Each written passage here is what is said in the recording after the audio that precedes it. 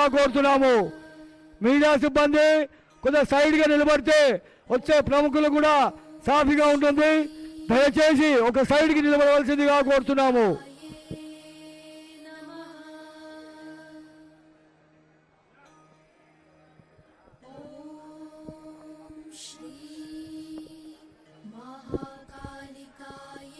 దక్కన్ మానవ సేవా సమితి ముఖ్యమంత్రి గారు వచ్చి దర్శనం చేసుకొని వెళ్ళడం మానవాయితీ.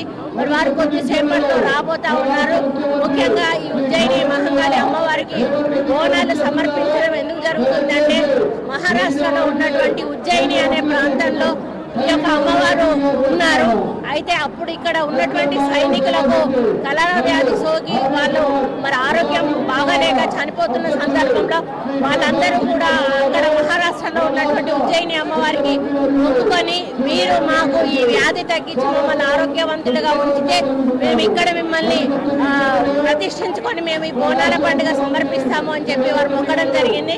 వారు కోరిన మేరకు వారిని అంత ఆరోగ్యంగా చేయడం వలన ఇక్కడ ఉజ్జయిని అమ్మవారిని 1813లో ప్రతిష్ఠింపజేసి మరి ఆ రోజు నుంచి కూడా ఈ బోనాలు సమర్పించడం మానవాయితీగా జరుగుతూ ఉన్నది.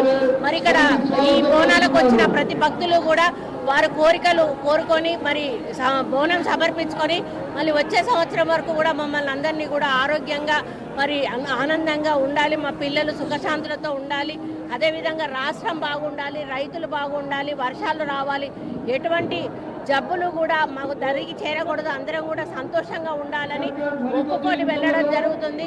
ఆ అమ్మవారి ఆశీర్వాదంతో మంచి వర్షాలు పడి పంటలు పండి మరి తెలంగాణ రాష్ట్రం సుభిక్షంగా ఉండాలని కోరుకుంటూ, అదేవిధంగా రేవంత్ రెడ్డి గారు చేస్తున్న ప్రతి సంక్షేమ అభివృద్ధి కార్యక్రమానికి కూడా అమ్మవారి ఆశీస్సులు ఎల్లవేళలా ఉండాలని కోరుకుంటూ ప్రతి ఒక్కరికి కూడా ఉజ్జయిని అమ్మవారి మరి బోనాల పండుగ సందర్భంగా శుభాకాంక్షలు తెలియజేస్తూ సెలవు తీసుకుంటాం. Thank you.